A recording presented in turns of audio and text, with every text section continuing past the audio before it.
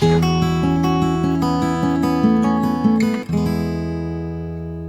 हम स्टार्ट कर रहे हैं chapter 6 that is background to supply का पार्ट 3, जिसमें कि हम आज पढ़ने वाले हैं the long run theory of production. हमें पता है कि लॉन्ग रन में सारे फैक्टर प्रोडक्शन जो होते हैं वेरिएबल होते हैं। नई मशीन लगानी हो लगा सकते हैं, जैसे हमने बोला था कॉफी शॉप का बड़ा आउटलेट खोलना हो खोल सकते हैं, फैक्ट्री नई बनानी हो बना सकते हैं, नई प्रोडक्शन टेक्निक लेकर आनी हो आ सकते हैं, जिसमें इनपुट्स को कितनी भी क्वांटिटी एंड किसी भी प्रोपोर्शन में इस्तेमाल करना हो कर सकते हैं। यानी इन शॉर्ट कुछ भी चेंज लाया जा सकता है। इन शॉर्ट कुछ भी चेंज हम ला सकते हैं। अब लॉन्ग रन में फर्म को scale of production and technique of production से रिलेटेड बहुत से डिसीजन लेने होते हैं, क्योंकि इन डिसीजन से ना कॉस्ट ऑफ प्रोडक्शन अफेक्ट होती है। इसलिए ये इंपॉर्टेंट है कि ये डिसीजन सही तरीके से लिए जाएं। जैसे एक ये टेबल पे नजर डालो, इसमें अगर हम देखें तो different combination of technical efficient जो ऑफ लेबर एंड कैपिटल की जो यूनिट है, यानी कि इनपुट से मैक्सिमम कितना आउटपुट प्रोड्यूस हो सकता है, ये गिवन है। यानी कि अगर मैं ये देखूं कि एक मशीन और एक वर्कर से 4 यूनिट्स बन सकती हैं, 2 मशीन एक वर्कर 7 बना सकता है, एक मशीन के ऊपर 4 वर्कर लगाओ तो 19 यूनिट्स बन सकती हैं। ठीक है, तो ये हमें 5 मशीन्स और 5 वर्कर के डिफरेंट कॉम्बिनेशन जो हम इनपुट के ले सकते हैं, उनके कॉरस्पॉन्डिंग ये हमें टेक्निकली एफिशिएंट, मतलब कि जो भी है अपना बेस्ट दे रहा है, ठीक है, तो उसके अकॉर्डिंग कितना प्रोड्यूस किया जा सकता है ये हमें बता रहा है। ठीक है, कॉलम वाइज हमें क्या दिया है? कॉलम वाइज हमें दिया है कि लेबर में चेंज का आउटपुट पर क्या चेंज आएगा। ठीक है, यानी कि जैसे मैंने कहा एक मशीन एक लेबर 4, और जैसे ही दूसरा लेबर उस मशीन पर ऐड करते हैं टोटल आउटपुट 11 का हो जाएगा। अगर हम रो वाइज देखते हैं तो रो वाइज हमें मालूम चल रहा है कि नंबर ऑफ मशीन्स का आउटपुट पर क्या इंपैक्ट होगा वो बता रहा है। ठीक है, चलिए, तो ये टेबल को हम अभी आगे इस्तेमाल करेंगे। तो स्टार्ट करते हैं द स्केल ऑफ प्रोडक्शन। देखो, अगर फर्म अपने सभी इनपुट्स को से डबल कर दे, जो कि वो लॉन्ग रन में कर सकती है, तो क्या आउटपुट भी डबल होगा या डबल से कम होगा या डबल से ज्यादा होगा? इसमें ना 3 पॉसिबिलिटीज हो सकती हैं। इसमें 3 पॉसिबिलिटीज हो सकती हैं। देखो क्या क्या। पहला, इंक्रीजिंग रिटर्न्स टू स्केल, यानी जब जिस प्रपोर्शन में इनपुट्स बढ़ाएं आउटपुट उससे ज्यादा प्रपोर्शन में इंक्रीज हो जाए। देखो, जैसे टेबल में हमने कहा 2 labour 2 capital, 2 labour and 2 capital 16 units बना रहे थे, यानी कि आउटपुट डबल किया, इनपुट हमने डबल किया, 1 + 1 क्या कर रहा था? 4 बना रहे थे, और 2 + 2 किया तो हमने क्या किया? सारे के सारे इनपुट्स डबल कर दिए, बट प्रोडक्शन डबल ना होकर 4 टाइम्स हो गया। ठीक है, यानी इनपुट डबल किया तो आउटपुट 4 टाइम्स हो गया। यानी कि यहां प्रोडक्शन में हमें इंक्रीजिंग रिटर्न टू स्केल मिल रहा है, यानी जिस प्रोपोर्शन में हम इनपुट्स को चेंज कर रहे हैं उससे ज्यादा प्रोपोर्शन में हमारा जो आउटपुट है वो चेंज हो रहा है। ठीक, देखो जैसे next constant returns to scale. Next आता है कांस्टेंट रिटर्न्स टू स्केल। जिस प्रोपोर्शन में इनपुट चेंज किए जाएं सेम प्रोपोर्शन में आउटपुट भी चेंज हो जाए। जैसे 2 + 2 हमारा 16 था, 3 + 3 करने पर यानी कि इनपुट को मैंने 50% बढ़ाया, तो आउटपुट 16 से 24 हो गया, यानी कि आउटपुट भी 50% बढ़ गया। सो जिस प्रोपोर्शन में मैंने इनपुट चेंज किए सेम प्रोपोर्शन में मेरा आउटपुट भी चेंज हो गया। तो यहां पर मैं कहूंगा कि मुझे क्या मिल रहा है? मुझे मिल रहा है कांस्टेंट रिटर्न्स टू स्केल, की जिस रेशियो में, जिस प्रोपोर्शन में मैं इनपुट चेंज करूंगा सेम प्रोपोर्शन में मेरा आउटपुट भी चेंज हो जाएगा। नेक्स्ट आता है डिक्रीजिंग रिटर्न्स टू स्केल। जिस प्रोपोर्शन में हम इनपुट चेंज करें आउटपुट उससे कम प्रोपोर्शन में चेंज हो।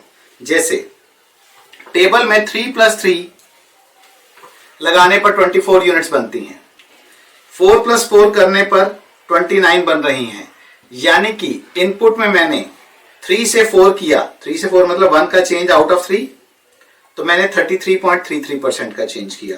आउटपुट में चेंज कितना हुआ, 5 ऑन 24, तो मेरा आउटपुट अप्रोक्सीमेटली 20.8% के आसपास चेंज हो रहा है।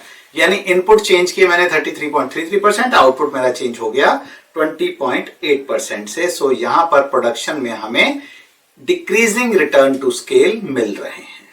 ठीक है, चलिए जैसे ऐसे समझते हैं, मान लो आपको एक production function Q is equal to FLK दे रखा है। मैं एज्यूम कर रहा हूं कि मेरे पास सिर्फ लेबर और कैपिटल दो ही हैं जो फैक्टर ऑफ प्रोडक्शन है। So if we increase L and K by the same proportion, से मैंने लैम्डा टाइम्स चेंज कर दिया, तो मेरा आउटपुट, न्यू आउटपुट क्या हो जाएगा, न्यू आउटपुट हो जाएगा मेरा लैम्डा टाइम्स L किया, लैम्डा टाइम्स K कर दिया। ठीक है, तो न्यू आउटपुट को सपोज मैं Q स्टार कह रहा हूं, तो नया आउटपुट मेरा f of lambda L and lambda K हो जाएगा। तो इसमें हम ये एज्यूम कर रहे हैं कि प्रोडक्शन फंक्शन होमोजीनियस है। होमोजीनियस का मतलब होता है उसमें सारी की सारी टर्म्स सेम पावर वाली हैं, तो इसमें से लैम्डा पावर n बाहर आ जाए। ठीक है, होमोजीनियस क्या होता है, जिसमें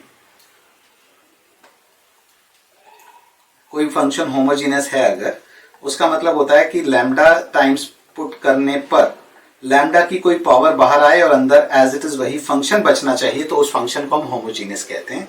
तो मैं मान रहा हूं कि प्रोडक्शन फंक्शन होमोजीनियस फंक्शन है।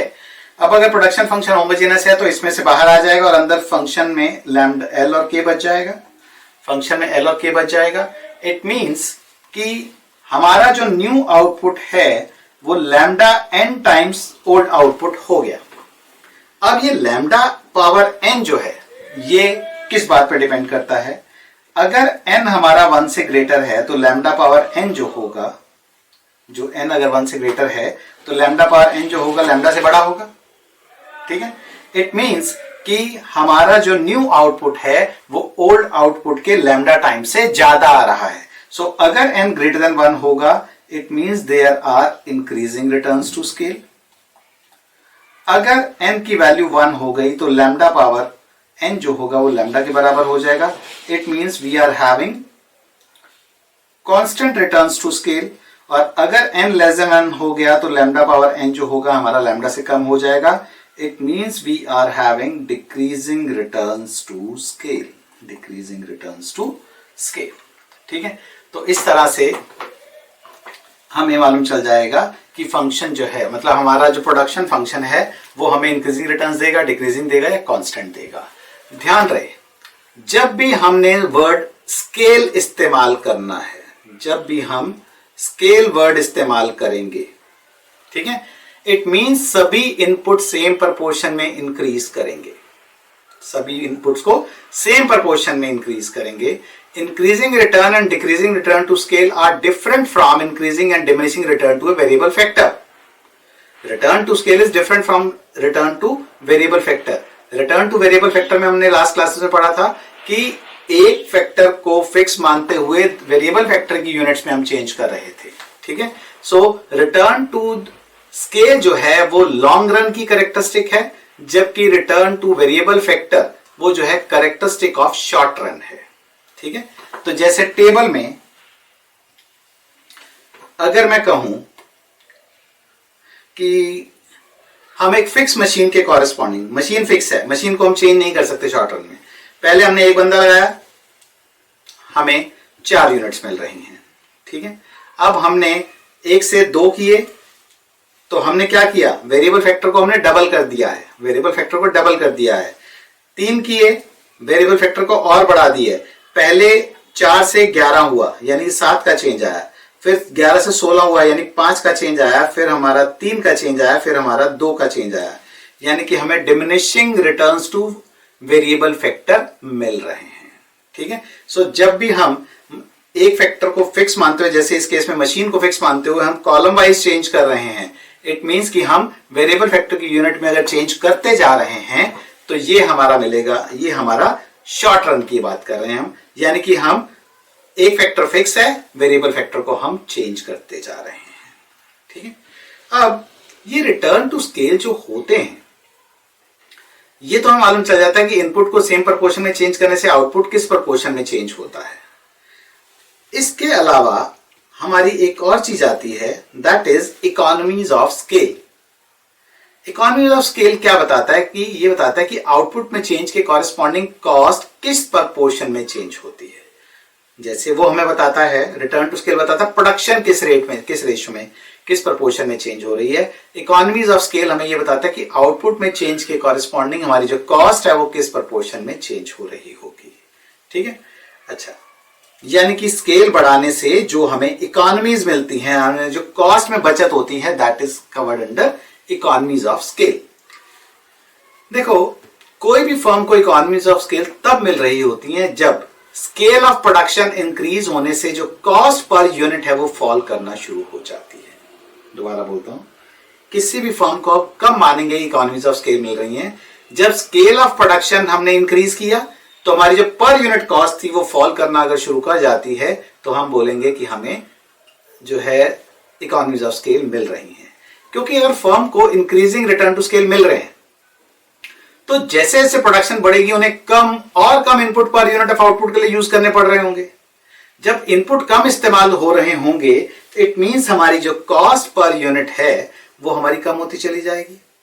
ठीक है, क्लियर है बात कि अगर हमारे किसी चीज को इस्तेमाल करने में कम इनपुट इस्तेमाल हो रहे हैं तो मतलब हमारी कॉस्ट पर यूनिट कम होती चली जाएगी।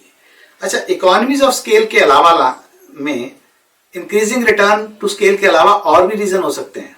तो ये नहीं कि सिर्फ इंक्रीजिंग रिटर्न टू स्केल है तो आपको इकोनॉमीज ऑफ स्केल मिल रही है। इकोनॉमीज ऑफ स्केल के इंक्रीजिंग रिटर्न टू स्केल के अलावा और भी बहुत सारे रीजन की वजह से इकोनॉमीज ऑफ स्केल हो सकती हैं।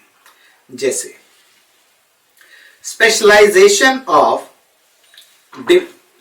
Specialisation and division of labour. देखो, जब प्रोडक्शन बड़े प्लांट में हो रही होती है ना, जब प्रोडक्शन बड़े प्लांट में हो रही होती है तो वर्कर्स सेम और रेपिटेटिव जॉब परफॉर्म कर रहे होते हैं। वर्कर्स क्या कर रहे हैं? एक ही जॉब, एक ही बंदा जो है ना एक चीज को किए जा रहा है। तो वर्कर सेम और रेपिटेटिव जॉब परफॉर्म कर रहे होते हैं और इस स्पेशलाइजेशन की वजह से वर्कर अपनी पर्टिकुलर जॉब में हाईली एफिशिएंट हो जाते हैं। खासकर प्रोडक्शन प्रोसेस अगर ज्यादा बड़ा है तो एक ऑपरेशन से दूसरे ऑपरेशन में स्विच होने का जो टाइम है वो सेव हो सकता है। अभी पहले मैं एक काम कर रहा हूं, फिर उसके बाद मैं वहां से हट के फिर दूसरा काम करना शुरू हो रहा हूं, तो उसमें जो एक प्रोडक्शन प्रोसेस ऑपरेशन से दूसरे ऑपरेशन में स्विच होने वाला टाइम है ना, वो हमारा लार्ज स्केल की जहां प्रोडक्शन हो रही है उसमें सेव हो सकता है।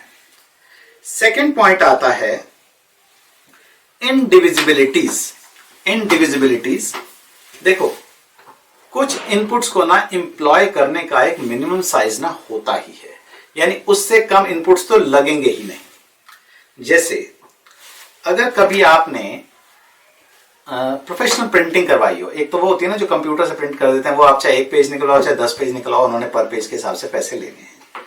जैसे बुक्स वगैरह प्रिंट होती है ना, उसमें क्या होता है, जैसे ऑफसेट बोलते हैं उसको, उसमें ये होता है अगर मैंने 10 कॉपीज करवाई तो भी मेरा मिनिमम उन्होंने 1000 का तो प्रिंटिंग चार्ज लेना ही लेना है। क्योंकि वो कहते हैं एक बार मशीन को रेडी करने का मतलब है उसमें 4 तरह की इंक डालनी है। हमने 4 तरह की इंक डलेगी तो एक मिनिमम उसके अंदर इंक का वॉल्यूम जाना ही जाना है जो कि रोलर के ऊपर इंक लगेगी। और कहते हैं कि अगर एक बार हमने मशीन चला के दूसरा अगर काम उसके ऊपर करना है ना, तो हमें एक बार मशीन को पूरी तरह से फिर से क्लीन करना पड़ता है। तो जितनी भी रोलर्स के ऊपर इंक लगी हुई होती है वो सारी की सारी यूजलेस है, वो अब दोबारा काम नहीं आएगी। तो इसलिए वो क्या कहते हैं, आप 1000 प्रिंट करवाओ तो भी आपको 1000 की प्रिंटिंग चार्ज देने हैं। आप, हाँ, पेपर बचेगा। मैं अगर 10 प्रिंट करवाऊंगा तो अगर एक पे ऊपर 100 रुपए का पेपर लग रहा है तो मेरा 10 का प्रिंटिंग पेपर तो 1000 का लगेगा। और यही अगर मैं 1000 की प्रिंटिंग करवाऊंगा तो 1000 के ऊपर 100 रुपए के हिसाब से मेरा 1 लाख रुपए का मेरा पेपर लग जाएगा। बट प्रिंटिंग चार्जेस जो है दोनों के सेम रहेंगे। सो इनडिविजिबिलिटीज का ये मतलब हुआ कि एक मिनिमम जो इनपुट है वो तो लगने ही लगने हैं। इसलिए वो वो मान के चलते हैं कि 1000 की प्रिंटिंग तो हमने लेनी है। हाँ, 1000 के ऊपर अगर जैसे ही 1100 करूंगा मैं तो वो सीधा 2000 के प्रिंटिंग में चला जाएगा। क्योंकि वो कहते हैं जी हमने तो सीधा सीधा 1000 के लॉट में प्रिंट करने होते हैं, तो हर बार हमें 1000 के बाद रोलर को क्लीन करना पड़ता है, उसके बाद दोबारा से उसके ऊपर इंक चढ़ानी पड़ती है, फिर से प्रिंटिंग स्टार्ट होती है। सो ये हो गया कंसेप्ट ऑफ इनडिविजिबिलिटीज। ठीक है, इनडिविजिबिलिटी की ना प्रॉब्लम कई बार और ज्यादा बढ़ जाती है जब प्रोडक्शन प्रोसेस की डिफरेंट मशीन डिफरेंट साइज की होती है। देखो जैसे मान लो हम कहते हैं एक मशीन है जो प्रोड्यूस करती है, ठीक है, एक प्रोडक्शन की मशीन है और एक पैकिंग की मशीन है। प्रोडक्शन की मशीन एक दिन में 6 यूनिट्स बना सकती है, पैकिंग की मशीन एक दिन में 4 यूनिट्स पैक कर सकती है। अब अगर मान लो मैं दोनों की एक एक मशीन लगाता हूं, तो अगर प्रोडक्शन 6 की कर दी तो पैकिंग 4 की हो पाएगी, 2 एज इट इज रह जाएंगी, 2 फिर अगले दिन जाके पैक होंगी। फिर हो सकता है कि मुझे 2 दिन तक मैं इस मशीन को चलाऊं, फिर तीसरे दिन इस मशीन को जो है बंद कर दूं। 2 दिन में मैंने 12 यूनिट प्रोड्यूस कर दी, तीसरे दिन इस मशीन को नहीं चलाया और तीसरे दिन मैं खाली पैकिंग की मशीन चला के सिर्फ पैक कर रहा हूं। तो यहां का जो काम करने वाला है, जो मशीन चलाने वाला है, उसको मैं ये थोड़ी बोलूंगा आज तेरी छुट्टी है भाई, इसका मतलब उसका टाइम खराब होगा। इसी तरह अगर मान लो मैं कहता हूं कि जी मेरे पास अगर मैं 4 यूनिट्स प्रोड्यूस करता हूं तो मैं एफिशिएंटली प्रोड्यूस नहीं कर रहा, क्योंकि मैं 6 यूनिट्स बना सकता था, इस चक्कर में कि मेरी यहां पर पैकिंग सिर्फ 4 की हो सकती है, मैंने अपनी प्रोडक्शन भी 4 की कर दी, यानी कि मैंने एफिशिएंटली मशीन को इस्तेमाल नहीं किया। अब यही अगर मेरे पास यूनिट्स की डिमांड होती, मैं क्या करता, मैं 2 मशीन इसकी लगाता, 3 मशीन इसकी लगाता, ठीक है, 12 यूनिट इसकी एक दिन में बनती, 12 यूनिट इसकी एक दिन में पैक होती, 12 इसकी बनती, 12 एक दिन में पैक होती। इसका मतलब ये हुआ कि अगर मेरे पास स्केल ऑफ प्रोडक्शन की ऑप्शन है तो उस सिचुएशन में मैं अपना जो ज्यादा एफिशिएंटली है वो प्रोड्यूस कर पाऊंगा। ठीक है, चलिए नेक्स्ट एक आता है container principle. Container principle, container पता ना क्या होता है? कंटेनर में मतलब जो हमारा जब भी हम कुछ इंपोर्ट करते हैं तो जो बाहर से सामान आता है दैट इज कंटेनर में आता है। तो देखो जैसे ऑयल टैंकर हो गए, ब्लास्ट फर्नेस जो स्टील में इस्तेमाल होती हैं, स्टील मैन्युफैक्चरिंग में, जितना ज्यादा इनका बड़ा साइज होगा ना उतनी पर यूनिट कॉस्ट कम आएगी। जहां पर ना इनमें एक ना कंटेनर प्रिंसिपल इस्तेमाल होता है, बिकॉज जिस प्रपोर्शन में एक क्यूब का या क्यूबॉइड का, कंटेनर जो होता है ना क्यूबॉइड की शेप में होता है, जिस रेशो में, जिस प्रपोर्शन में सरफेस एरिया चेंज होता है ना, वॉल्यूम उसके डिफरेंट प्रपोर्शन में चेंज होता है। ठीक है, जैसे मान लो मुझे मेरे पास एक आइटम है जिसका लेंथ, ब्रेड्थ और हाइट 1 मीटर ईच है। ठीक है, 1 मीटर ईच है। मुझे इसको पैक करना है और पैक करके बेचने के लिए पैक नहीं करना, भेजने के लिए पैक करना है, वहां जाके फिर खुलेगी। ठीक है, अब यहां पर अगर मान लो मैंने इसके लिए मैं 1:1:1 1 metre by 1 metre by 1 metre का कंटेनर बनाता हूं या पैकिंग करता हूं, तो क्या होगा, सरफेस एरिया ऑफ क्यूब क्या हो जाता है 6 टाइम्स L का स्क्वायर, यानी कि 6 स्क्वायर मीटर मेरा इसमें मटेरियल लगेगा। सपोज 1 स्क्वायर मीटर की कॉस्ट जो है मेरी 1000 है, तो मेरा 6000 रुपए इसका पैकेजिंग का खर्चा आ जाएगा और 1 मीटर जो है मेरा, 1 क्यूबिक मीटर 1 क्यूबिक मीटर जो है मेरा सामान चला जाएगा, यानी कि 1 यूनिट जाएगी, 6000 रुपए उसकी पैकेजिंग की कॉस्ट हो गई। यही अगर मान लो मैं कहता हूं कि मैं 2:2:2 का एक कंटेनर बना लेता हूं। अब 2:2:2 का बना तो पहले तुम्हारा क्या था, ये 2:2:2। तो देखो इसके अंदर टोटल कितने पीस चले गए, 1 2 3 4 5 6 7 और 8 यूनिट चली जाएंगी। यानी कि अब मैंने 1 मीटर ये हो गया, तो 2 मीटर का ऐसे हो गया, 2 मीटर का ऐसे हो गया, 2 मीटर का हाइट हो गया। सो 2:2:2 का अगर मैं बनाता हूं तो इसके अंदर मेरी 8 यूनिट चली जाएंगी और 1 यूनिट जो टोटल कॉस्ट मेरी आएगी वो कितनी आएगी, 6 × L का स्क्वायर, यानी कि 24,000 रुपीज के हिसाब से 24,000। मतलब मेरा कॉस्ट बढ़ी पैकेजिंग की 4 टाइम्स, मेरी कॉस्ट बढ़ती है 4 टाइम्स, जबकि मेरी पैकिंग कैपेसिटी 8 टाइम्स बढ़ जाती है। ठीक है, कॉस्ट बढ़ती है 4 टाइम्स, कैपेसिटी 8 टाइम्स बढ़ जाती है। इट मींस कि अगर मैं पर यूनिट की बात करूं तो 24 को अगर 8 से डिवाइड करूं तो मेरी एक यूनिट की पैकेजिंग कॉस्ट जो है 3000 रुपए रह जाती है। ठीक है, मतलब कॉस्ट मेरी आधी रह गई।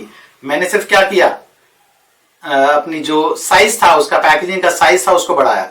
बट ये साइज बढ़ाना मेरे लिए तभी पॉसिबल होगा जब मुझे 8 यूनिट भेजनी हो। मेरी जानी 1 यूनिट है, तो उस सिचुएशन में मैं नहीं कर सकता। यानी कि इकोनॉमीज ऑफ स्केल तभी मिलती हैं जब आपका प्रोडक्शन लार्ज स्केल पे होता है। ठीक है, चलिए नेक्स्ट आता है greater efficiency of large machine. देखो, जैसे मशीन छोटी हो या बड़ी, चलाने के लिए लेबर तो मोस्टली एक ही चाहिए होती है। यानी कि लार्जर मशीन का जो पर यूनिट ऑफ लेबर आउटपुट जो होता है ना, वो ज्यादा होता है, यानी कि वो ज्यादा एफिशिएंट होती है। छोटी मशीन जो होती है उसकी प्रोडक्शन कैपेसिटी कम होती है। अब जैसे ये प्रिंटिंग का ही एक एग्जांपल हम लेके चलें, एक होती है मिनी ऑफसेट, एक होती है लार्ज ऑफसेट। जो मिनी ऑफसेट होती है वो क्या होता है, उसमें जैसे 1 घंटे के अंदर 1000 यूनिट्स जो है प्रिंट होती हैं। जो बड़ी ऑफसेट होती है उसके अंदर उसका साइज जो होता है 8 टाइम्स हो जाता है। तो अगर 1 घंटे के अंदर वो भी 1000 शीट प्रिंट करे तो 1000 इंटू 8 वो 8000 प्रोड्यूस करना शुरू कर देगा। यानी कि उनकी बंदा तो एक ही चाहिए देखने के लिए कि हाँ जी, क्या उसको सिर्फ देखना क्या है कि बस पेपर चल रहा है नहीं चल रहा है, रोलर घूम रहा है नहीं घूम रहा है, बस ये देखना करना कुछ नहीं है उसने। देखने के लिए सिर्फ एक लेबर चाहिए, चाहे वो छोटी मशीन चलाओ चाहे आप बड़ी मशीन चलाओ। नेक्स्ट आता है बाय प्रोडक्ट। बाय प्रोडक्ट का मतलब होता है, जैसे बोलते हैं ना, आम गुठलियों के दाम। तो ये जो गुठलियों के दाम मिल रहे हैं ना, वो बाय प्रोडक्ट है आपका आम खाने का। सो जब लार्ज स्केल पर प्रोडक्शन होता है ना, तो जो वेस्ट प्रोडक्ट होता है ना, उससे कई बाय प्रोडक्ट भी बन जाते हैं। ठीक है, जैसे पेट्रोलियम, जब हम क्रूड ऑयल से पहले डीजल बना, डीजल से पेट्रोल बना, तो जितना रिफाइंड होता जाता है ना, तो उसके अंदर से साथ में उसके बाय प्रोडक्ट जैसे ग्रीस वगैरह हैं या इंजन ऑयल वगैरह, ये सब के सब जो है ना उसी के बाय प्रोडक्ट हैं, उसमें सब डलने होते हैं। या हम सिंपली ये बोल सकते हैं कि जितना आपका ऑयल, क्रूड ऑयल प्रोड्यूस हो रहा होता है ना, तो उसके ऊपर जो है आपका वो भी चल रहा होता है। गैस जो होती है उसके ऊपर रहती है, बस उस गैस को क्या करना होता है, गैस प्रोड्यूस नहीं हो रही, गैस उसके ऊपर है, बस उसको इकट्ठा करते जाना है आपने। इसका मतलब जितना आप क्रूड ऑयल जो है निकालोगे, ड्रिल करके निकालोगे, उतना ही उसके कॉरेस्पॉन्डिंग आपका जो नेचुरल गैस है वो भी आपको मिलना शुरू हो जाएगा। तो इसका मतलब क्या हुआ कि उसका जो बाय प्रोडक्ट है पेट्रोल का, वो क्या हो गया, गैस हो गया। तो आप जितना पेट्रोल ज्यादा प्रोड्यूस करोगे, उतना उसका गैस का भी प्रोडक्शन साथ में बढ़ना शुरू हो जाएगा। नेक्स्ट आता है multi stage production. Multi stage production, देखो अगर एक बड़ी फैक्ट्री में ज्यादातर सभी स्टेज ऑफ प्रोडक्शन जो होती है ना एक ही जगह पर होती है, तो अगर छोटी फैक्ट्रीज हैं, एक जगह प्रोड्यूस किया, वहां से सामान ट्रकों में लोड होके दूसरी जगह जा रहा है, वहां पे उसका अगला ऑपरेशन या अगला प्रोसेस जो है उसके ऊपर चल रहा है। यानी कि सेमी फिनिश गुड को एक जगह से दूसरी जगह पर ले जाने की जो कॉस्ट होती है ना, वो बड़ी फैक्ट्रीज के अंदर बच जाती है, क्योंकि सारे का सारा प्रोडक्शन प्रोसेस जो है एक ही जगह पर आपका हो रहा होता है। तो हमने ये सब जो इकोनॉमीज ऑफ स्केल देखी, ये सारी की सारी जो है ना, these all are plant economies of scale. Plant economies of scale है। इसके अलावा भी कई इकोनॉमीज ऑफ स्केल होती हैं, जैसे अदर इकोनॉमीज ऑफ स्केल में हम पढ़ेंगे उन सबको। Organisational economies. Organisational economies, organisational economies क्या होती हैं? देखो, लार्ज फर्म में ना इंडिविजुअल प्लांट किसी पर्टिकुलर फंक्शन में स्पेशलाइज कर सकते हैं। ठीक है, एक पर्टिकुलर प्लांट है, वो एक पर्टिकुलर फंक्शन के लिए स्पेशलाइज हो गया। HR डिपार्टमेंट है, एडमिन डिपार्टमेंट है, अकाउंटिंग डिपार्टमेंट है, मतलब जो फाइनेंस डिपार्टमेंट होता है। मतलब अगर छोटी फर्म है, बड़ी फर्म है, मतलब आपका जो है एक डिपार्टमेंट है चाहे 4 डिपार्टमेंट है, HR डिपार्टमेंट तो एक ही चाहिए, एडमिन का एक ही चाहिए, परचेज डिपार्टमेंट एक ही चाहिए, मार्केटिंग डिपार्टमेंट एक ही चाहिए। यानी ये सारी की सारी चीजें जो है ना हमारी सेंट्रलाइज हो जाती हैं लार्ज फर्म के अंदर। तो इससे आपको जो बचत होती है, अगर छोटी फर्म है उसने भी एक बंदा रखा हुआ है HR के लिए, और मतलब जिसमें 50 बंदे काम करते हैं उसमें भी एक एचआर डिपार्टमेंट में हेड है, और जिसमें 500 काम करते हैं उसमें भी ज्यादा से ज्यादा 2 हो जाएंगे। यानी कि 10 फोल्ड जो है एम्प्लॉइज चेंज इंक्रीज होने से आपकी जो एचआर डिपार्टमेंट की कॉस्ट है जस्ट डबल होती है, 10 टाइम्स नहीं हो जाती। ठीक है। एंड नेक्स्ट आते हैं हम स्प्रेडिंग ओवरहेड्स। स्प्रेडिंग ओवरहेड्स, सो जितना ज्यादा फर्म का आउटपुट होगा उतना ही जो ओवरहेड जो होते हैं वो स्प्रेड हो सकते हैं, और पर यूनिट पर आने वाली जो R&D कॉस्ट होती है वो कम हो जाती है। ठीक है। सो जैसे मैंने बताया कि एप्पल और सैमसंग इसलिए करते हैं क्योंकि सेल इतनी ज्यादा है, जिसके बिकने ही मान लो साल के अंदर 10,000 पीस हैं, वो कहां से अफोर्ड कर लेगा रिसर्च एंड डेवलपमेंट की कॉस्ट को। सो इनकी जो पर यूनिट कॉस्ट जो एलोकेट होती है तो बहुत कम रह जाती है। नेक्स्ट आते हैं फाइनेंशियल इकोनॉमीज। देखो, आप अपने लिए पर्सनल लोन लेने जाओ, आप अपने लिए पर्सनल लोन लेने जाओ या बिजनेस लोन अप्लाई करो, तो आपको बैंक जो है ना 15 से 18% पे रेट ऑफ इंटरेस्ट जो है ना ऑफर करेगा कि हाँ जी हम 15 से 18% आपको इंटरेस्ट पे लोन दे सकते हैं। ये अगर हमारे मुकेश भाई यानी अंबानी जी अगर जाते हैं, जो अगर किसी प्रोजेक्ट लोन के लिए अप्लाई करें तो बैंक ही घर के हैं, ठीक है, तो उनको जो है ना रिजर्व बैंक के रेट से 1-2% ऊपर में मिल जाएगा, यानी उनको 9% भी लोन मिल जाएगा। इसलिए लार्ज फर्म को स्मॉलर फर्म के कंपैरिजन में कम रेट ऑफ इंटरेस्ट पर लोन मिल जाता है, क्योंकि बैंक को लगता है कि रिस्क कम है। बैंक को यह लग रहा है कि रिस्क कम है। अडानी जी को 2.5 लाख करोड़ का लोन बैंक्स ने और लाइफ इंश्योरेंस कॉर्पोरेशन ने दिया हुआ है, और उनको उसमें कम रिस्क लगता है। आप 10 लाख का लोन लेकर दिल्ली छोड़ के नहीं भाग सकते, और माल्या और नीरव मोदी जैसे लोग 10,000 करोड़ के लोन लेकर लंदन जाकर बैठ गए हैं, और बैंक को अभी भी उनमें रिस्क कम दिखाई देता है, क्योंकि वो रिस्क देखना नहीं चाहते, क्योंकि बिग बॉस का डंडा भी तो है ना ऊपर से, हाँ जी इनको लोन मिल जाना चाहिए। हम आपको ये नहीं कह रहे कि इनको लोन दे देना, मतलब ये लोन के लिए आएंगे तो देख लेना। हम कह रहे हैं ये लोन के लिए आएंगे तो इनको लोन देना है आपने। नेक्स्ट आते हैं हम economies of scope. Economies of scale था पहले, अब आगे इकोनॉमीज ऑफ स्कोप।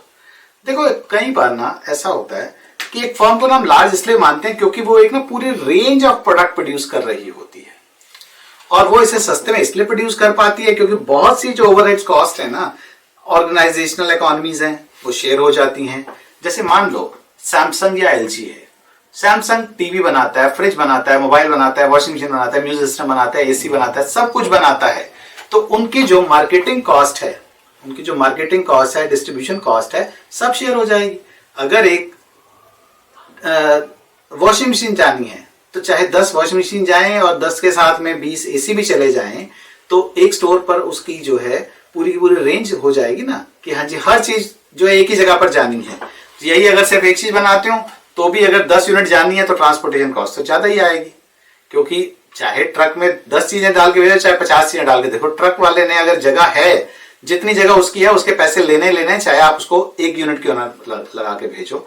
तो इसी तरह जो मार्केटिंग कॉस्ट है, अब शाहरुख खान को लेना है जिसके घर के अंदर सैमसंग का टीवी चल रहा है, एक बार कैमरा मार्केटिंग वाले मतलब जो एड बनाने वाला है, एक बार सैमसंग के टीवी पे भी कैमरा घुमा दिया, सैमसंग के फ्रिज पे भी घुमा दिया, हाथ में सैमसंग का मोबाइल भी है, तो एक ही चीज जो है सभी चीजों की एड जो है, जो मार्केटिंग कॉस्ट होती है वो हमारी बच जाती है, बिकॉज वो सारी की सब में शेयर हो जाती है। अच्छा, इकोनॉमीज के अलावा ना जरूरी नहीं होता कि हाँ जी स्केल की इकोनॉमीज ही होती हैं। हर चीज जो होती है अगर उसमें अच्छाई है ना तो उसमें बुराई भी होगी। तो नेक्स्ट आते हैं डिसइकोनॉमीज ऑफ स्केल। जब फर्म ना एक पर्टिकुलर साइज से ज्यादा बढ़ जाती है तो per unit cost of output ना इंक्रीज होनी शुरू हो जाती है। क्या रीजन हो सकते हैं उसके? जैसे पहला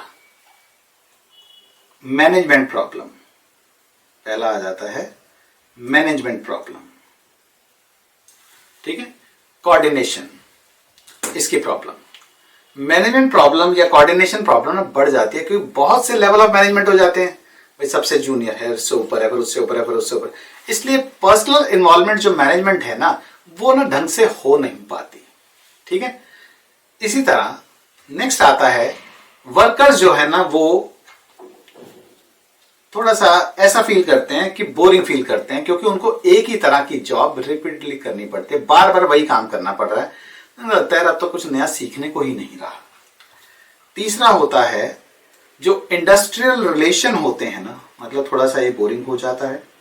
नेक्स्ट आता है इंडस्ट्रियल रिलेशंस जो होते हैं वो खराब हो जाते हैं, यानी कि जब मेरी कोई बात सुनने वाला ही नहीं है तो मैनेजमेंट और एम्प्लॉयज में ना कन्फ्लिक्ट बढ़ने शुरू हो जाते हैं।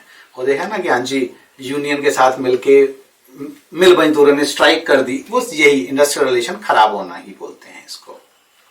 चलिए नेक्स्ट आता है प्रोडक्शन अगर प्रोसेस में चल रही है, प्रोडक्शन प्रोसेस में चल रही है यानी कि एक दूसरे पर इंटरडिपेंडेंट है, तो अगर एक दूसरे पर इंटरडिपेंडेंसी ज्यादा हो जाती है ना तो उससे कई बार ऐसी प्रॉब्लम आती है कि एक लेवल पर जो प्रोडक्शन है वो डिस्टर्ब हुई तो आगे के सारे प्रोसेस जो है ना रुक जाएंगे, क्योंकि जब तक यहां से आगे नहीं जाएगा तब तक आगे वाला तो खाली बैठा हुआ है। सो अब फर्म की इकोनॉमीज ऑफ स्केल मिलेंगी या डिस इकोनॉमीज ऑफ स्केल मिलेंगी, ये हर फर्म की अपनी कंडीशन पर डिपेंड करता है, ठीक है, कि उसको इकोनॉमीज ऑफ स्केल मिलेंगी या डिस इकोनॉमीज ऑफ स्केल मिलेंगी। चलो अब कंडीशंस कौन सी होती हैं जिसकी वजह से मालूम चलता है कि इकोनॉमीज ऑफ स्केल मिलेंगी या डिस इकोनॉमीज मिलेंगी। सबसे पहली आती है लोकेशन। देखो हर लोकेशन जो होती है ना फैक्टर ऑफ प्रोडक्शन कॉस्ट, जो फैक्टर प्रोडक्शन की कॉस्ट, अवेलेबिलिटी, सूटेबिलिटी के मामले में डिफरेंट होती है, तो लॉन्ग रन में फर्म एक डिफरेंट लोकेशन पर शिफ्ट हो सकती है। अब जैसे मान लो मुझे स्टील मिल लगानी है, तो स्टील मिल लगानी है तो जहां पर आयरन और कोल अवेलेबल होगा इजिली मैं वहीं पर तो करूंगा, मैं दिल्ली के अंदर थोड़ी लगा के बैठ जाऊंगा कि पहले तो आयरन और को ही दिल्ली तक लाने की इतनी ज्यादा कॉस्ट पड़ जाएगी, ठीक है। यानी कि जहां पर आयरन और की माइंस हो, नहीं तो रॉ मटेरियल की ट्रांसपोर्टेशन कॉस्ट इतनी बढ़ जाएगी कि मेरे लिए प्रॉफिटेबिलिटी तो छोड़ो, मतलब सस्टेन करना ही मुश्किल हो जाएगा।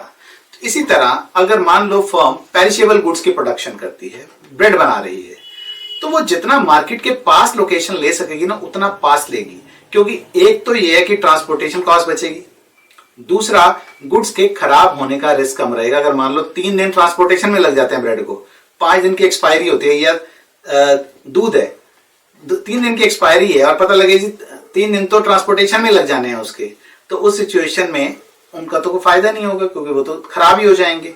सो देखा क्या जाता है कि अगर रॉ मटेरियल को फिनिश गुड के मुकाबले ट्रांसपोर्ट करना महंगा है, रॉ मटेरियल को फिनिश गुड के मुकाबले ट्रांसपोर्ट करना अगर महंगा है तो फर्म को रॉ मटेरियल के सोर्स के पास लोकेटेड होना चाहिए। जैसे मैंने आयरन और कोल का एग्जांपल लिया, इसलिए जो भी ज्यादातर हैवी इंडस्ट्रीज होती है ना वो ज्यादातर ना पोर्ट्स के पास होती हैं, क्योंकि पोर्ट पे ही तो सीधा सीधा वो जो होंगे, जैसे पोर्ट से ही आपका सामान जाना है, शिपमेंट जानी है, तो अगर मान लो दिल्ली में लगा दिया, दिल्ली के आसपास कोई समुद्र नहीं है, यहां से तो पहले गुजरात या मुंबई तक भेजना ही हमारे लिए बड़ा इशू हो जाएगा।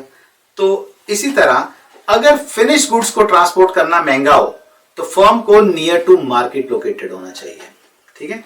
अगर रॉ मटेरियल को ट्रांसपोर्ट करना महंगा है तो फर्म को रॉ मटेरियल के सोर्स के पास लोकेटेड होना चाहिए।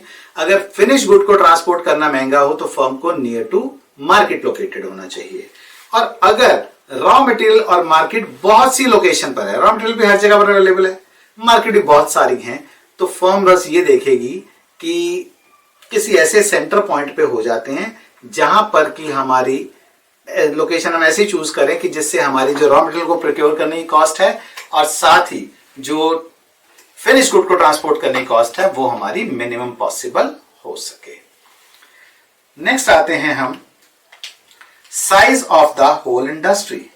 Size of the whole industry, देखो जब किसी इंडस्ट्री का साइज बढ़ता है ना तो जितनी भी मेंबर फर्म्स होती हैं उनको एक्सटर्नल इकोनॉमीज ऑफ स्केल मिलती हैं।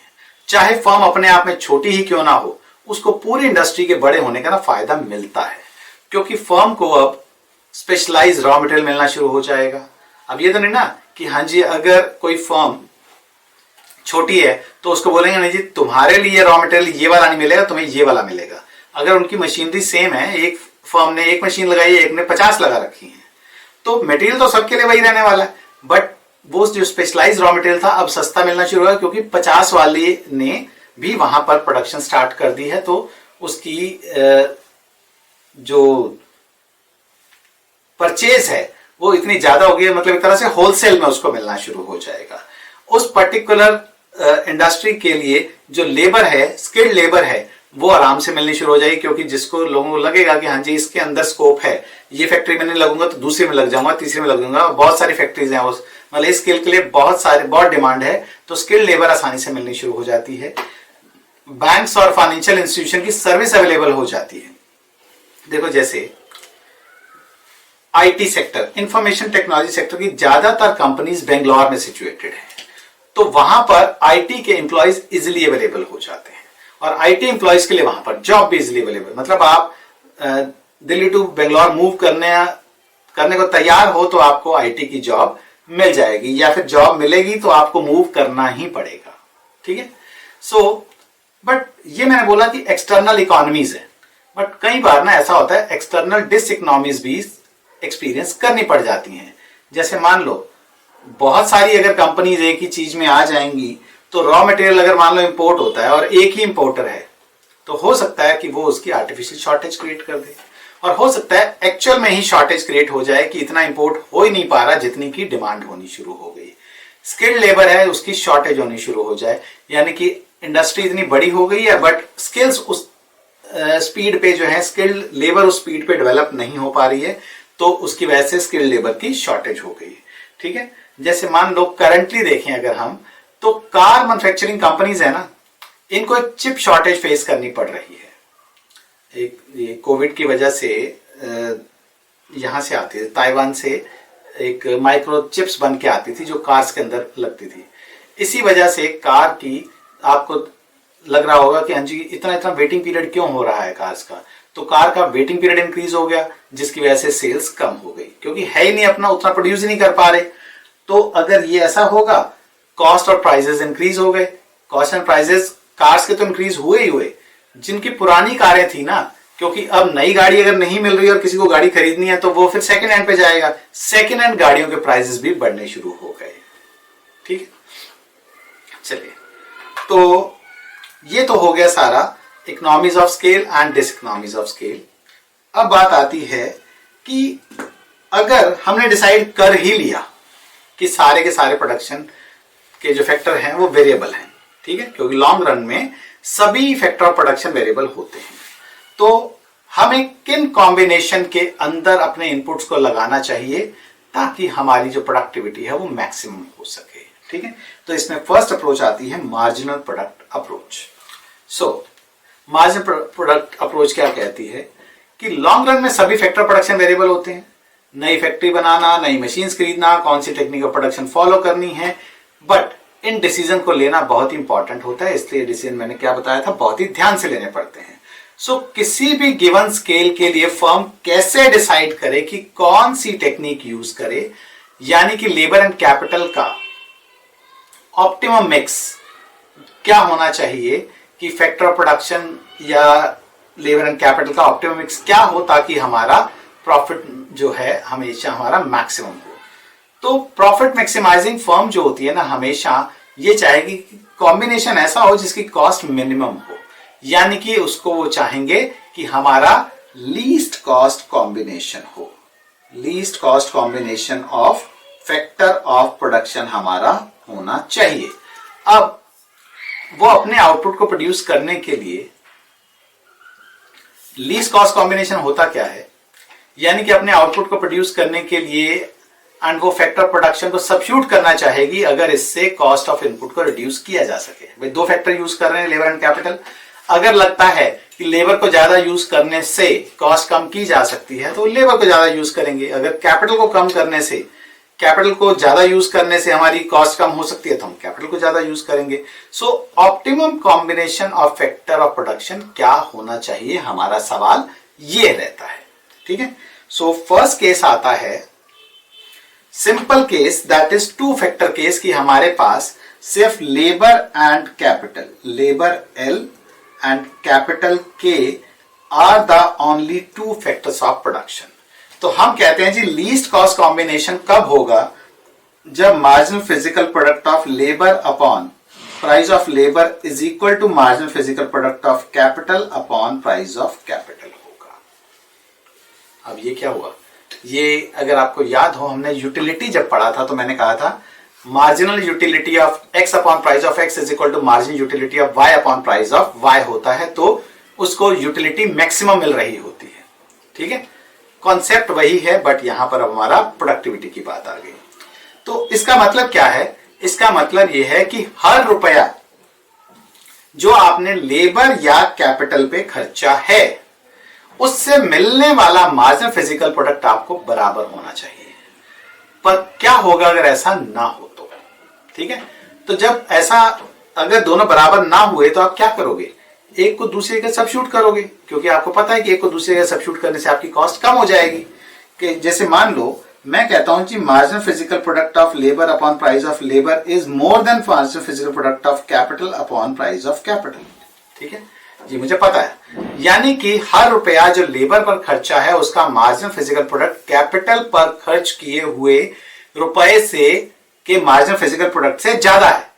ठीक है, तो इसका मतलब अगर कोई बंदा मुझे ज्यादा प्रोडक्टिविटी दे रहा है तो मुझे उसको ज्यादा इस्तेमाल करना चाहिए, तो लेबर ज्यादा इस्तेमाल करनी चाहिए। पर जैसे ही labour per unit of capital, capital को मैंने नहीं छेड़ा, कैपिटल को मैंने चेंज नहीं किया, कैपिटल को मैंने फिक्स रखा, उसके कॉरेस्पॉन्डिंग लेबर मैंने बढ़ानी शुरू कर दी। अब जैसे ही labour per unit of capital के कॉरेस्पॉन्डिंग बढ़ाया जाएगा तो लेबर के डिमिनिशिंग रिटर्न्स टू फैक्टर शुरू हो जाएंगे। ठीक है, अब अगर लेबर को मैं बढ़ाऊंगा तो उसके कॉरेस्पॉन्डिंग में क्या करूंगा कि मेरा कैपिटल जो है रिलेटिवली कम हो गया, सो लेबर के डिमिनिशिंग रिटर्न ऑफ फैक्टर शुरू हो जाएंगे और marginal physical product of labour जो है वो क्या होना शुरू हो जाएगा, वो गिरना शुरू हो जाएगा। ठीक है, और इसी तरह क्योंकि कैपिटल ऑफ पर यूनिट ऑफ लेबर पर कम इस्तेमाल हो रही है, कैपिटल जो है रिलेटिवली कम इस्तेमाल हो रही है, तो marginal physical product of capital जो है वो क्या होना शुरू हो जाएगा, बढ़ना शुरू हो जाएगा। याद होगा आपको कि मैंने बताया था कि किसी भी चीज को अगर हम ज्यादा यूज करना शुरू करते हैं तो उसकी जो मार्जिनल प्रोडक्टिविटी है वो कम होना शुरू हो जाती है, और अगर किसी चीज की प्रोडक्शन, किसी चीज का यूज हम कम करते हैं तो उसकी मार्जिनल प्रोडक्टिविटी इंक्रीज होना शुरू हो जाती है। तो वही बात यहां आ गई कि लेबर की हमने एक्स्ट्रा यूनिट यूज की तो उसकी मार्जिनल फिजिकल प्रोडक्ट कम होना शुरू हो गया। अब क्योंकि लेबर के रिलेशन में कैपिटल कम हो गई है तो रिलेटिवली कम हो गई है, तो इसलिए जो पर यूनिट ऑफ लेबर क्योंकि कैपिटल कम हो गई है तो marginal physical product of capital बढ़ जाएगा, और ये गिरना और बढ़ना तब तक बढ़ता जब कंटिन्यू रहेगा जब तक कि ये वापस बराबर नहीं हो जाते। ठीक है, यानी कि एमपीपीएल अपॉन पीएल एमपीपीके अपॉन पीके के बराबर नहीं हो जाता। ठीक है, अब जैसे ये पॉइंट आएगा तो फर्म कैपिटल के बदले में लेबर को सब्स्टिट्यूट करना बंद कर देगी, क्योंकि इससे उनको कोई गेन ही नहीं होने वाला। ठीक है, उनको अब कोई गेन नहीं होगा। इसका मतलब यही एक चॉइस ऑफ कॉम्बिनेशन है फैक्टर प्रोडक्शन की जो मोस्ट एफिशिएंट है। ठीक है, सो ये चॉइस ऑफ कॉम्बिनेशन फैक्टर जो कि हमने बोला मोस्ट एफिशिएंट है, इसको हम कहते हैं लीस्ट कॉस्ट कॉम्बिनेशन। इसको हम कहते हैं लीस्ट कॉस्ट कॉम्बिनेशन। ठीक है, सो किसी भी गिवन आउटपुट को प्रोड्यूस करने के लिए and this efficiency is called productive efficiency. ठीक है, तो किसी भी गिवन आउटपुट को प्रोड्यूस करने के लिए ये हमारा लीस्ट कॉस्ट कॉम्बिनेशन है, और ये जो हमारी अचीव हो रही है that is called productive efficiency. ठीक है, ये हो गया हमारा सिंपल टू फैक्टर का केस, बट जरूरी थोड़ी कि फैक्टर प्रोडक्शन दो ही होते हैं। तो अब आ जाते हैं हम मल्टी फैक्टर केस। तो सेम वही, अगर फर्म बहुत सारे फैक्टर प्रोडक्शन इस्तेमाल कर रही है तो least factor combination, least cost combination क्या होगा, जब marginal physical product of A upon price of A is equal to marginal physical product of B upon price of B is equal to so on marginal physical product of N upon price of N होगा। ठीक है, तो यहां पर A B C D so on till N ये हमारे different factor of production हैं। These are the different factors of production.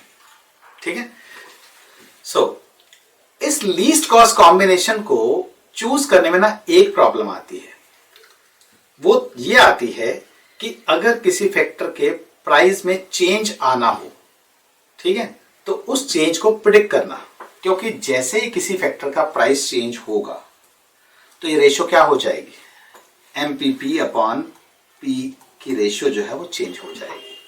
तो अब फर्म को फैक्टर प्रोपोर्शन में फिर से चेंज करना होगा ताकि ये रेशियोज बराबर हो जाए, क्योंकि जैसे ही किसी एक फैक्टर का प्राइस चेंज हुआ तो उनको क्या करना पड़ेगा कि प्राइस चेंज हुआ तो ये पूरी की पूरी रेशियो चेंज होगी। अब ये रेशियो इसके बराबर नहीं रही, ठीक है, इक्वालिटी नहीं रही, तो अब उनको क्या करना पड़ेगा, फैक्टर की रेशियो, फैक्टर्स का प्रोपोर्शन फिर से चेंज करना पड़ेगा ताकि ये रेशियो बराबर हो सके और लीस्ट कॉस्ट कॉम्बिनेशन फिर से अचीव हो सके, ठीक है। बट ये चेंज जो होते हैं ना इतनी आसानी से नहीं होते कि हाँ जी एक में चेंज आया, हमने दूसरे का फैक्टर प्रोपोर्शन चेंज किया, फिर से हम लीस्ट कॉस्ट पे काम करना शुरू हो गए, ठीक है। सो जैसे मान लो एक फर्म ने ना लेबर इंटेंसिव टेक्निक चूज की थी कि हम कैपिटल कम यूज करेंगे, लेबर उसके ऊपर ज्यादा इस्तेमाल करेंगे। जैसे मान लो टेक्सटाइल का काम है, एक मशीनरी के ऊपर एक वर्कर या सॉरी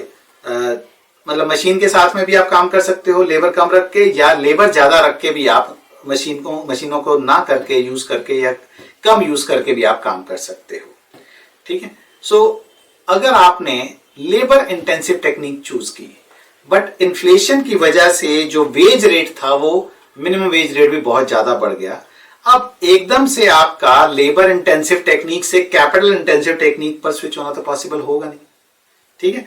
तो ये प्रॉब्लम से कैसे बचा जाए, ऐसी ना बहुत सी कंसल्टिंग फर्म्स होती हैं जो कि ना फ्यूचर में जो भी ट्रेंड होने वाले हैं, ट्रेंड मतलब लेबर का क्या ट्रेंड रहेगा, इन्फ्लेशन के बेसिस पे लेबर हमारी किस रेट पे इंक्रीज हो रही होंगी, तो वो फ्यूचर ट्रेंड को ना प्रिडिक्ट करके ना जो फर्म्स हैं उनको ये लॉन्ग टर्म डिसीजन लेने में असिस्ट करती हैं कि आपको कौन सी टेक्निक या कौन सा फैक्टर प्रोपोर्शन यूज करना चाहिए कि सेम जो लीस्ट कॉस्ट कॉम्बिनेशन जो आज आप यूज कर रहे हैं ये आपका एटलीस्ट इतने साल तक तो बना रह सकता है, ठीक है। चलिए देखो, अभी तक हमारा जो एनालिसिस चल रहा था ना वो चल रहा था short run and long run का था। अभी तक हमने जो पढ़ा वो था शॉर्ट रन का और लॉन्ग रन का। शॉर्ट रन का हमने किया था जिसमें हमने लॉ ऑफ वेरिएबल प्रोपोर्शन पढ़ा था। लॉन्ग रन का आज हमने ये पढ़ लिया जिसमें हमने law of return to scale पढ़ लिए। सो दो इसमें टाइम पीरियड हम और इंट्रोड्यूस करते हैं। पहला है very short run. Very short run को हम ना इमीडिएट रन भी कहते हैं। इसमें हम मान के चलते हैं कि सारे के सारे फैक्टर फिक्स्ड हैं, कोई भी वेरिएबल नहीं है, आउटपुट भी फिक्स है। सप्लाई कर्व जो है इसका एक वर्टिकल स्ट्रेट लाइन है। Supply curve vertical straight line है, यानी कि क्वांटिटी इतनी ही रहेगी, प्राइस चाहे जितना मर्जी क्यों ना बढ़ता रहे, ठीक है। जैसे मान लो एक कॉफी शॉप है जो कॉफी तो खुद बनाते हैं बट सैंडविच पैटीज वगैरह जो है ना वो एक लोकल मतलब बेकरी से सप्लाई होती है, बेकरी से सप्लाई होती है। जैसे मान लो मैं कहता हूं कैफे कॉफी डे है। अब कैफे कॉफी डे में एक सेंट्रलाइज जगह है जहां से आपके सैंडविचेस वगैरह जो है उनको सप्लाई किए जाते हैं। ऐसा नहीं होता कि वो खुद बना रहे हैं, सेंट्रलाइज जगह से वो आपका सारे का सारा सुबह जो है उसको फिल करके चले जाते हैं। अब मॉर्निंग में डिलीवरी ऑफ सैंडविचेस आने के बाद अगर दिन में क्वांटिटी ऑफ सैंडविच चेंज करना हो तो नहीं कर सकते। अगर मान लो 4 बिक गए या 2 पड़े हैं, मैंने आकर बोला, हम 4 फ्रेंड्स गए और हमने बोला यार 4 सैंडविच दे दो, 4 कॉफी दे दो। वैसे तो मैं कभी भी ना लूं कैफे कॉफी डे का सैंडविच, ठीक है। चलो मतलब एग्जाम्पल के लिए हम ले रहे हैं कि सैंडविचेस जो थे 2 ही पड़े थे बट मैंने कहा 4 कॉफी 4 सैंडविच। कहता नहीं सर 2 ही सैंडविच है। इसका मतलब एक बार सुबह डिलीवरी आ गई। हाँ, अगर मान लो सुबह मैंने बोला होता या एक दिन पहले मैंने बोल दिया था यार कल मैंने ना अपने फ्रेंड्स के साथ यहां पर आना है कॉफी के लिए, तो 10 लोग आएंगे तो 10 मुझे सैंडविच चाहिए होंगे, क्योंकि मुझे पता है उनके पास 4-5 ही होते हैं। तो हो सकता है वो सुबह 10 लेके रख ले, ठीक है। बट मॉर्निंग में डिलीवरी आने के बाद वो सैंडविचेस की क्वांटिटी दिन में चेंज नहीं कर सकता, यानी कि जो है उसी से काम चलाना होगा। तो that is a very short run और इमीडिएट रन। शॉर्ट रन हम ऑलरेडी पढ़ चुके हैं कि एटलीस्ट एक फैक्टर की सप्लाई फिक्स है और बाकी जो है वेरिएबल है। फर्म ज्यादा प्रोड्यूस तो कर सकती है बट फिर उसे diminishing return to variable factor face करने पड़ते हैं। ठीक है। तीसरा हमने लॉन्ग रन पढ़ा था, आज ही पढ़ा, कि सारे फैक्टर्स वेरिएबल हैं, फर्म इंक्रीजिंग डिक्रीजिंग या constant return to scale face कर रही होगी। चौथा आता है जो नया है, that is very long run. Very long run, देखो सभी फैक्टर वेरिएबल तो हैं ही, ये तो कंफर्म है, क्योंकि लॉन्ग रन आ गया तो सभी फैक्टर वेरिएबल तो हैं ही। साथ ही उनकी क्वांटिटी, उनकी जो क्वालिटी है एंड प्रोडक्टिविटी है वो भी चेंज की जा सकती है। कैसे? लेबर को ज्यादा प्रोडक्टिव बनाने के लिए ट्रेन किया जा सकता है, उनको कोई ट्रेनिंग प्रोवाइड की जा सकती है जिससे कि उनकी प्रोडक्टिविटी बढ़ जाए। नई इनोवेशन ऑफ रॉ मटेरियल, नई लेटेस्ट जो है मशीनरी है उसको हम खरीद सकते हैं। सो वेरी लॉन्ग रन जो है ना फर्म टू फर्म वेरी करेगा। ठीक है, कि उनकी नई इनोवेशन में टाइम कितना लगता है। ठीक है। सो जब भी फर्म को डिसीजन लेने होते हैं तो ये नहीं कि हर टाइम का डिसीजन उसी टाइम पीरियड में लेंगे, यानी शॉर्ट रन का शॉर्ट रन में, लॉन्ग रन का लॉन्ग रन में, वेरी लॉन्ग रन का वेरी लॉन्ग रन में। सारे डिसीजन फर्म को सेम टाइम पीरियड पर लेने पड़ते हैं। ठीक है। जैसे मान लो किसी फर्म को लगता है कि जिस एरिया में हम बैठे हैं, ठीक है, या पॉपुलेशन में इंक्रीज की वजह से हमारे प्रोडक्ट की डिमांड जो है ना रेगुलर बेसिस पे बढ़ती जा रही है, यानी कि डिमांड बढ़ रही है और आगे भी ऐसे ही बढ़ती रहेगी, तो वो आउटपुट को बढ़ाना चाहते हैं। तो फर्म जो है ना सभी टाइम पीरियड के डिसीजन आज ही लेगी। कैसे? वेरी शॉर्ट रन में उनको मानना होगा कि हम आउटपुट नहीं बढ़ा सकते, उनको ये मान के चलना होगा कि हम वेरी शॉर्ट रन में आउटपुट नहीं चेंज कर सकते, एंड कस्टमर को वेट करना होगा। हाँ, वो प्राइस बढ़ाकर, प्रोडक्ट का आपने प्राइस बढ़ाकर डिमांड को थोड़ा सा रिड्यूस कर सकते हैं ताकि जितनी सप्लाई कर रहे हैं उतनी ही उनकी सप्लाई रहे, बट वो मतलब प्रॉफिटेबिलिटी बढ़ा सकते हैं बट सप्लाई नहीं बढ़ा सकते। शॉर्ट रन, शॉर्ट रन में वो लेबर को ओवर टाइम वर्किंग के लिए बोल सकते हैं कि भैया 8 घंटे की बजाय 10 घंटे काम करना शुरू कर दो, प्रोडक्टिविटी हमारी 25% तो बढ़ी जाएगी, ताकि आउटपुट आने वाले थोड़े टाइम में इंक्रीज तो किया जा सके।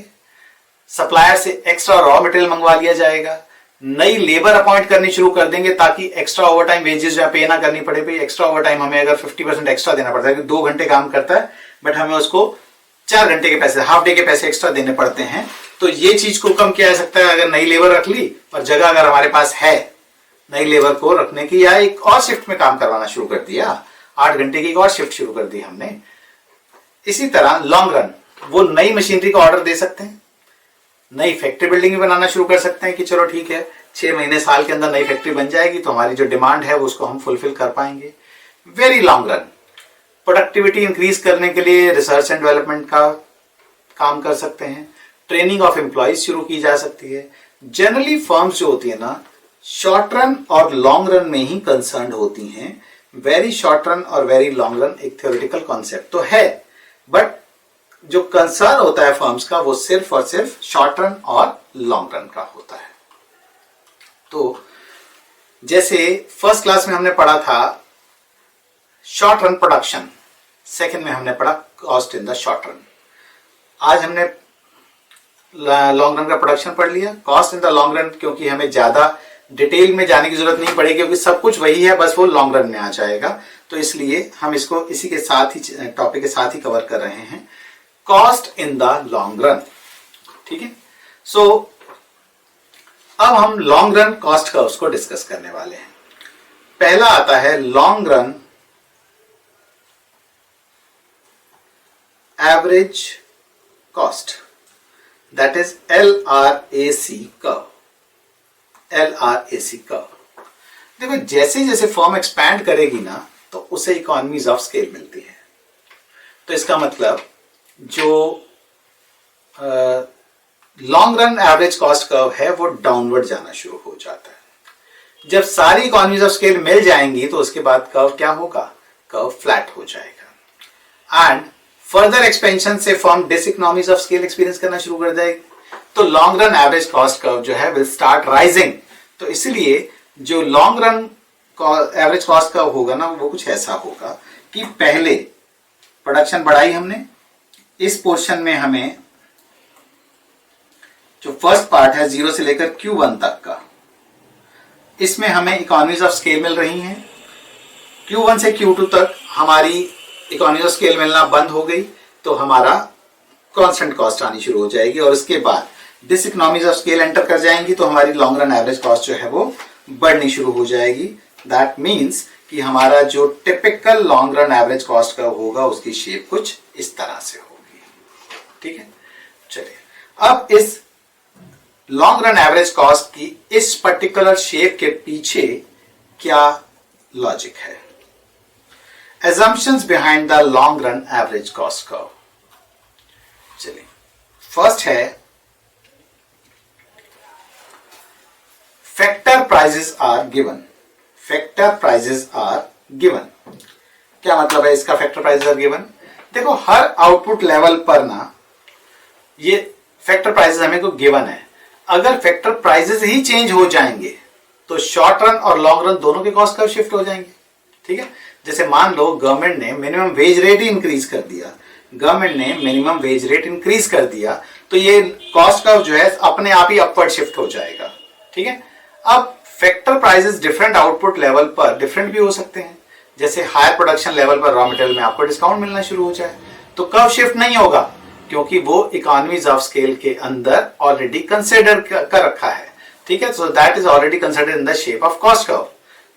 नेक्स्ट पॉइंट आता है state of technology and factor quality, these are given, क्योंकि इनमें चेंज जो है ना वो सिर्फ और सिर्फ वेरी लॉन्ग रन में ही हो सकता है। यानी कि आपको स्टेट ऑफ टेक्नोलॉजी गिवन है लॉन्ग रन में और फैक्टर क्वालिटी गिवन है, ना तो आप फैक्टर क्वालिटी में चेंज कर सकते हो और ना ही आप स्टेट ऑफ टेक्नोलॉजी में कोई चेंज ला सकते हो। ठीक है, नेक्स्ट आता है firm choose the least cost combination of factor for each input, यानी कि फर्म ऑलरेडी एफिशिएंटली ऑपरेट कर रही होंगी, यानी कि LRAC के हर पॉइंट पर फर्म लीस्ट कॉस्ट कॉम्बिनेशन पर प्रोडक्शन कर रही होगी। सो जो हमारा MPPA upon PA is equal to MPPB upon PB is equal to MPPN upon PN होगा। ठीक है, क्योंकि अगर वो लीस्ट कॉस्ट कॉम्बिनेशन पर नहीं प्रोड्यूस करती तो long run average cost per तो प्रोडक्शन नहीं हो रही, तो उससे ऊपर के किसी पॉइंट पर प्रोडक्शन कर रही होगी। यानी कि उस सिचुएशन में हमारा जो कोई भी प्रोडक्शन हो रहा होगा ना वो इस कर्व के ऊपर नहीं हो रहा होगा, कर्व के किसी ऊपर के पॉइंट पर हो रहा होगा, क्योंकि सारे के सारे जो लीस्ट कॉस्ट कॉम्बिनेशन है ना वो सारे के सारे इसी जो long run average cost curve है उसके ऊपर ही लाइक करते हैं। ठीक है, चलिए नेक्स्ट आते हैं long run marginal cost curve. Long run marginal cost curve, देखो जो रिलेशनशिप हमने एवरेज कॉस्ट और मार्जिनल कॉस्ट में पढ़ी थी ना, सेम रिलेशनशिप हमारी लॉन्ग रन एवरेज कॉस्ट और लॉन्ग रन मार्जिनल कॉस्ट में होती है। तो अगर इकोनॉमीज ऑफ स्केल मिल रही होंगी तो एडिशनल यूनिट बनाने की जो कॉस्ट होगी, एडिशनल यूनिट बनाने की कॉस्ट यानी कि मार्जिनल कॉस्ट, वो हमारी एवरेज कॉस्ट से कम होगी।